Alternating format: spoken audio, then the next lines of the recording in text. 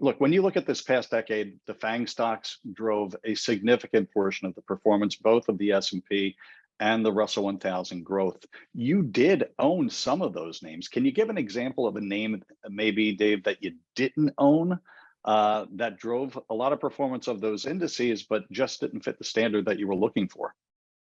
Sure. A couple of names in FAANG. Maybe throw Netflix in there. Certainly Amazon. We had owned Amazon many years ago.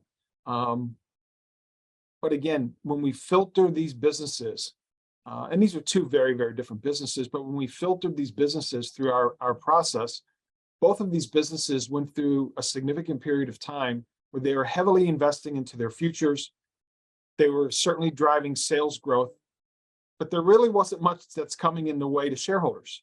And in fact, we were befuddled for many years. I'll be quick to admit that. Take Netflix as an example.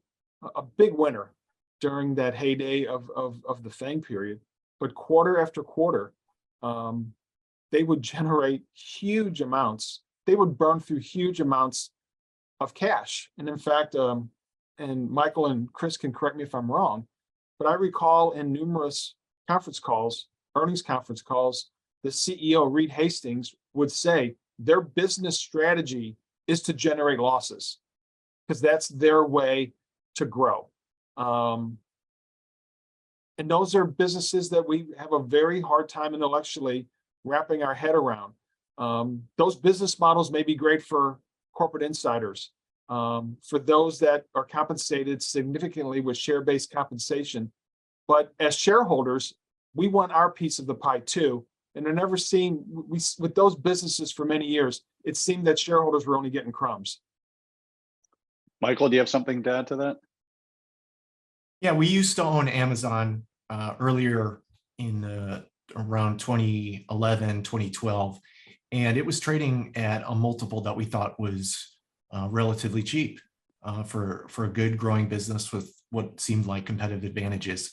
After the multiple ran up, valuation got pretty expensive relative to what we thought for what future returns would be.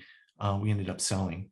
More recently, we haven't owned Amazon, again, mostly because it's had an expensive multiple. And when we talk about valuation, we're talking about future returns.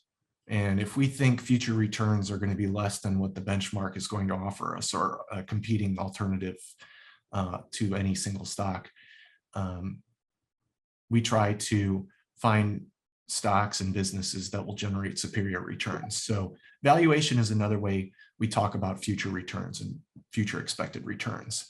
And over the past 5 years, Amazon has underperformed relative to the Russell 1000 growth. And that's part and parcel of our valuation discipline. When we try to avoid businesses based on expensive valuations, again, we're saying that we think future returns are going to be less than what we need to get for our clients.